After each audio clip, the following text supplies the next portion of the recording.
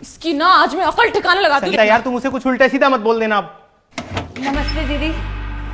जब तुझे काम नहीं करना होता ना तो सीधा सीधा बता दिया कर। तेरे चक्कर में ना मुझे घर में बातें सुननी पड़ जाती हैं। सॉरी दीदी, हमारा बेटा का ना तबीयत बहुत ज्यादा खराब हो गया था कल रात से, इसलिए हम भागे भागे आए हैं। सब बहाने तैयार रहते हैं ना तेरे। तू एक बात बता, मैं तेरे भैया को क्या दूं नाश्ते में? बोला था मैंने तुझे आज जल्दी आ जाइए, उन्हें जल्दी निकलना ऑफिस के लिए। हम बस जल्दी सब जाके बना देते हैं ना। हाँ तो महारानी जी, अब बाहर क्या कर रही हैं खड़े होके? अंदर जाइए। नमस्ते भैया, सॉरी हाँ हमको थोड़ा सा लेट हो गया, लेकिन हम जल्दी जल्दी आपका नाश्ता बना देते हैं। अरे नहीं नहीं नहीं नहीं मालती, रहने दो, मैं ऑफिस जाके नाश्ता कर लूंगा। अरे क्यों ऑफिस जाके नाश्ता करोगे? बाहर पता नहीं कैसा खाना बनता है। मालती तू किचन में जा, नाश्ता बना दे। और हाँ, सिंक में बर्तन पड़े हैं, पहले उनको धो लियो फिर बनाइयो जा। जैसे संगीता क्या जरूरत है इतने बर्तन गंदे करने की?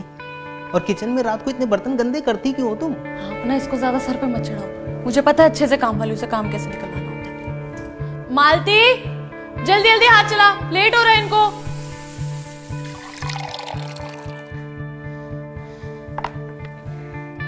दीदी आपका भी नाश्ता लगा दें? तू मेरी छोड़, तू जाके पहले कन्नू को तैयार कर। ठीक है। अरे सुनो सुनो सुनो, हाँ। बेटा कैसा है तुम्हारा? भैया उसको तो रात से ही बहुत तेज बुखार है।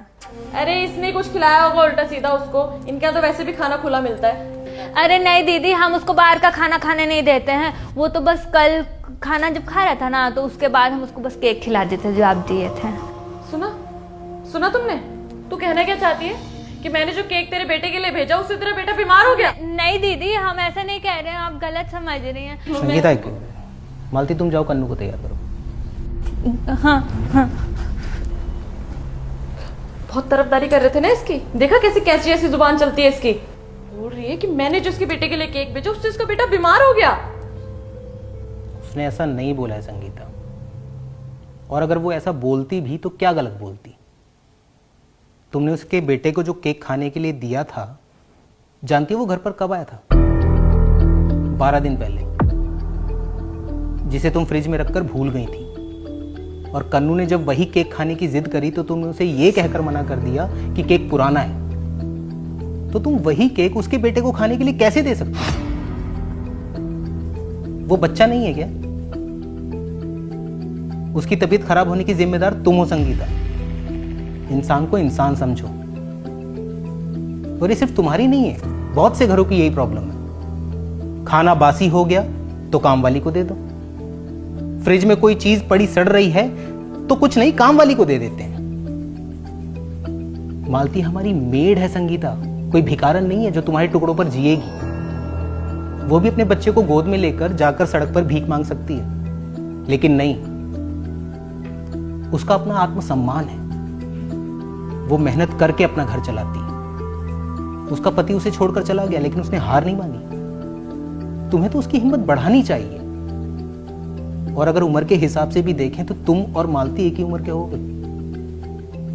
सिर्फ इस बात पर तुम्हें उसे कोसने का मौका नहीं मिल जाता कि तुम्हारा पति एक अच्छी नौकरी करता है और उसका पति उसे छोड़कर जा चुका है।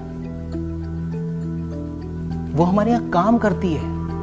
जैसे मैं किसी के यहां एम्प्लॉई हूं, वैसी वो हमारे यहां एम्प्लॉई है। जिंदगी में तरक्की करने, आगे बढ़ने का ये मतलब बिल्कुल भी नहीं होता संगीता कि हमें अपने से कम हैसियत वाले लोगों की बेइज्जती करने का अधिकार मिल जाए। इंसान को इंसान समझो संगीता। पता नहीं कौन अपने कैसे समय में जीकर आपकी जिंदगी को आसान कर रहा है।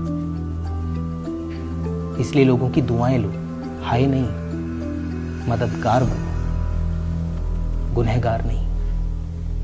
दीदी कन्नू बाबा को बुखार हो गया, आज स्कूल मत भेजिए। अरे चिंता करने का कोई बात नहीं, हम कन्नू बाबा को बुखार वाला सिरप पिला दिए, बाबा सो रहे हैं अभी। लेकिन कल रात तक तो ठीक था कन्नू, बुखार कैसे हो गया उसे? वो भैया दीदी से छिपकर कन्नू बाबा ने केक खा लिया था, इसलिए। डांटिएगा मत, हम बोल दिए हैं कि आपको नहीं बताएंगे।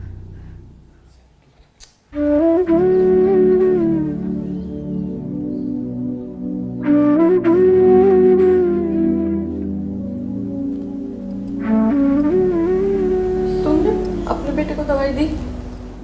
उसका कोई टेंशन नहीं है दीदी, हम उसको समझा दिए हैं कि माथा पर पानी का पट्टी डालना है, तो कोई दिक्कत नहीं है ऐसा।